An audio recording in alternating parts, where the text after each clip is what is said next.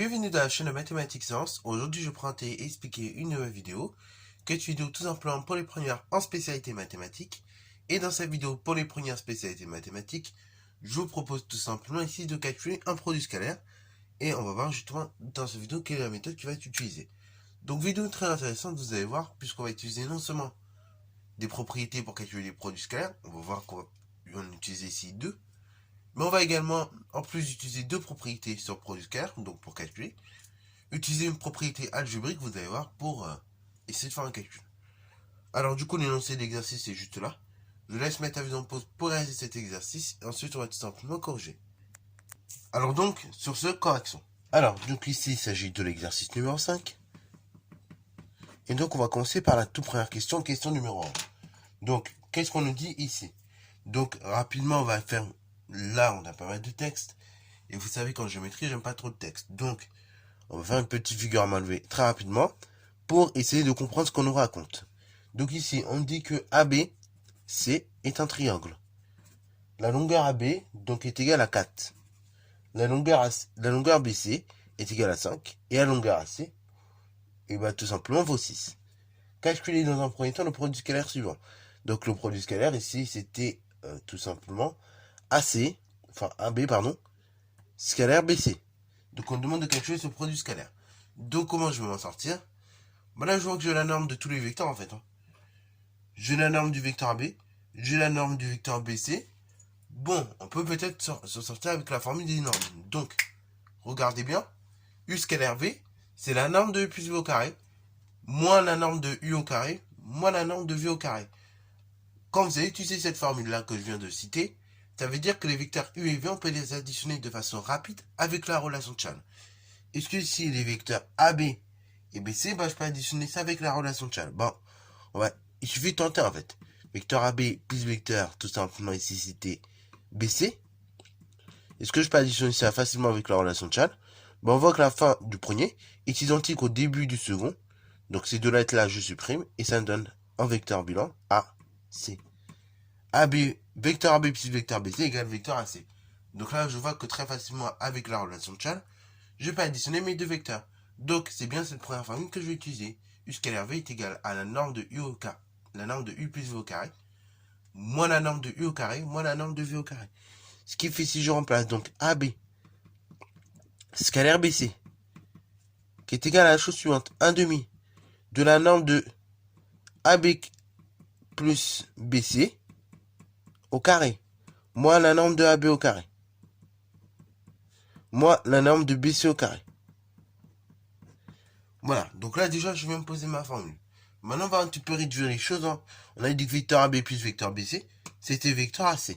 Donc ainsi, vecteur AB, AB scalaire BC, c'est donc 1 demi de la norme de AC carré directement, moins la norme de AB au carré, moins la norme de BC au carré. Donc AB scalaire BC, c'est égal à la chose suivante. C'est 1 demi donc de la norme de AC au carré. Autrement dit, donc la longueur AC que vous avez vu au carré, moins la norme de AB au carré, autrement dit la longueur AB que vous élevez au carré, moins la norme du vecteur BC au carré, autrement dit moins la longueur BC qu'on élève au carré. Voilà. Et on en arrive là. Maintenant, il suffit juste de remplacer puis faire les calculs. Donc AB scalaire BC, c'est donc 1 demi de AC au carré. Alors AC, il vaut 6. Donc AC carré, c'est 6 au carré. Moins AB. Donc AB au carré, AB il vaut 4. Donc AB carré, c'est 4 au carré. Moins BC au carré. Donc BC, on regarde, BC il vaut 5. Donc BC carré, c'est 5 au carré. AB scalaire BC, c'est égal à 1 demi. Donc, multiplié par 6 au carré, 36. Moins 4 au carré, 16. Moins 5 au carré, 25. Si je réduis toute l'expression de la parenthèse, donc AB scalaire BC, j'obtiens 1 demi multiplié par moins 5. Ok? 36 moins 16, ça fait 20. Et après 20 moins 25, et ça fait moins 5. Ok? Donc ça fait 1 demi multiplié par moins 5. Ce qui fait directement AB scalaire BC, qui est égal à moins 5 demi. Voilà. Donc ça, c'était pour une partie de la première question. On n'a pas répondu entièrement à la question, puisque maintenant, dans un second temps, on nous demande de déterminer le produit scalaire suivant. BA, scalaire, BA, donc scalaire BC, ça, on l'a calculé. Enfin, AB scalaire BC, on l'a calculé. Maintenant, on nous demande de déduire le produit scalaire suivant. BA, scalaire BC. Alors, on va essayer de regarder au niveau des vecteurs. Donc, tout à l'heure, c'était, on a dit AB scalaire BC. Là, maintenant, ici, c'est BA scalaire BC. Vous l'avez vu quand j'ai mimé. AB, BC, BA. Ce sont deux vecteurs opposés. Ainsi, qu'est-ce que vous pouvez dire quand vous avez deux vecteurs opposés au niveau du produit scalaire? Je rappelle la formule. Hein. Donc, ici, U scalaire moins V. C'est la même chose que tout simplement moins, U scalaire V. Le moins, on peut le déplacer, il est interchangeable. De façon générale, hein, la règle, vous vous rappelez peut-être, quand on a tout simplement U scalaire KV, ok, voilà, voilà, et finalement, le K, on peut le déplacer. On peut le mettre au tout début, et ça fait K multiplié par U scalaire V. Donc là, c'est la même chose. Ici, K vaut moins 1. Donc, tout simplement, finalement, U scalaire moins V, c'est moins U scalaire V. Donc ainsi, on va dire la chose suivante. Donc, ça c'est pour toujours cette question numéro 1. Donc, ici, c'était tout simplement maintenant BA. Scalaire BC. BA, on est bien d'accord, c'est l'inverse de AB. Ok, c'est l'opposé d'AB. Donc, BA scalaire BC, tout simplement, c'est moins BA. C'est moins AB, pardon. Scalaire, donc, BC. Ok?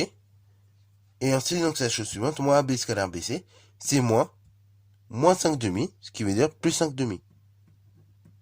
Voilà, donc la question vraiment très simple. Encore une fois, je le répète. Ok? Donc ça, c'était pour la 5e question. Enfin, deuxième question, donc de l'exercice 5. Enfin, c'était la toute première question de l'exercice 5. Ok? La deuxième question, en quelque sorte. Alors maintenant, deuxième question. On demande de calculer l'autre produit scalaire.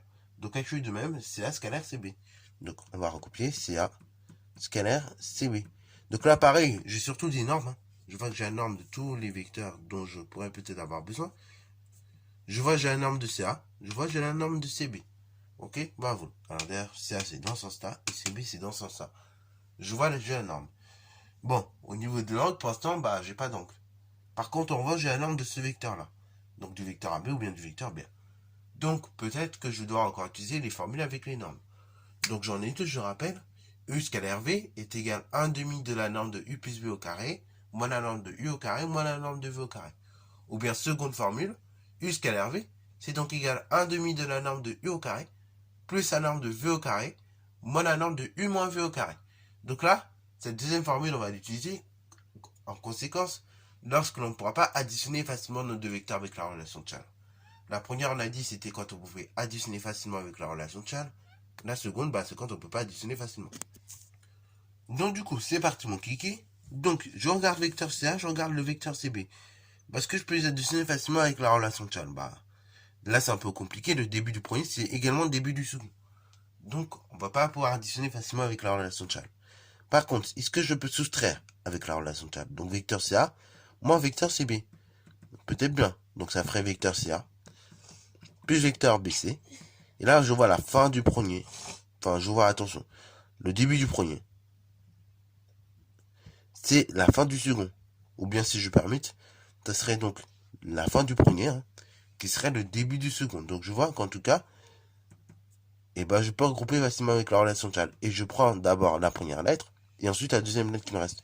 Donc là, je tiens vecteur BA. Et vecteur BA, je connais sa norme. Hein. Donc, très pratique. Du coup, c'est cette formule-là que je vais utiliser. Donc, on récapitule. CA scalaire CB, c'est donc 1/2 de la norme de CA au carré, plus la norme tout simplement de CB au carré, moins la norme de CA moins CB au carré. Donc là, pareil, ces choses-là, relation de Chasles, tout ça, là, va falloir être à l'aise, ok? Vous avez vu qu'on l'utilise beaucoup, donc si vous n'êtes pas à l'aise là-dessus, il faut revoir le cours de l'année dernière. Donc CA scalaire CB, c'est 1/2 de la norme de CA au carré, plus la norme de CB carré, moins la norme de CA moins CB au carré, autrement dit, moins la norme de CA plus BC carré. ok, CA scalaire CB. C'est donc 1 demi de la norme de CA carré plus la norme de CB carré moins la norme de CA plus BC au carré.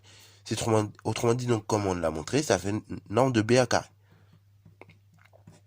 Ok, je rappelle, hein, je regroupe les choses ensemble. Donc là, je vois que la fin du second, c'est également le début du premier. Donc on voit que de ce cas-là, eh ben, en lettre de départ, à la fin, on devrait obtenir B. Et en lettre d'arrivée, on devrait obtenir A. Ok. Donc ça fait vecteur BA au carré. Et là, bah, après, je remplace. Hein. Ça fait CA scalaire CB égale à la chose suivante. 1 demi de la norme de CA carré. Enfin, 1 demi de la norme de CA au carré. Autrement dit, la longueur CA au carré. Plus 1 demi, plus donc norme de CB carré. Autrement dit, la longueur CB au carré. Moins norme de BA carré, c'est-à-dire la longueur BA au carré. Et ben c'est magnifique maintenant. J'ai plus qu'à calculer. CA scalaire CB, c'est 1 demi. Donc des données que j'ai. Multiplié par longueur CA au carré. Donc la longueur CA, je rappelle, on l'a mis en évidence. 6 cm. Donc ça fait 6. Que je lève au carré. Plus la longueur CB. Donc la longueur CB, je vois, ça fait 5. Donc plus 5, que je vais du coup élever au carré. Moins BA au carré, ben du coup BA 4 au carré, 4 au carré. CA scalaire CB, ça sera donc 1 demi multiplié par 36 plus 25 moins 16. Ok, 4 au carré 16, 5 au carré 25 et 6 au carré 36. Jusque là on est d'accord. Donc là je vais écrire à côté parce que je vais manquer de place.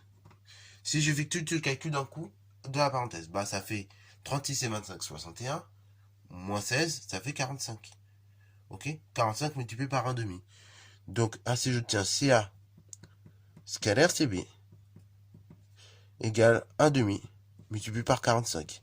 Ce qui fait directement en valeur exacte, c'est scalaire CB égale, donc là vous avez deux solutions, soit vous mettez 22,5 ou soit vous mettez 45 demi.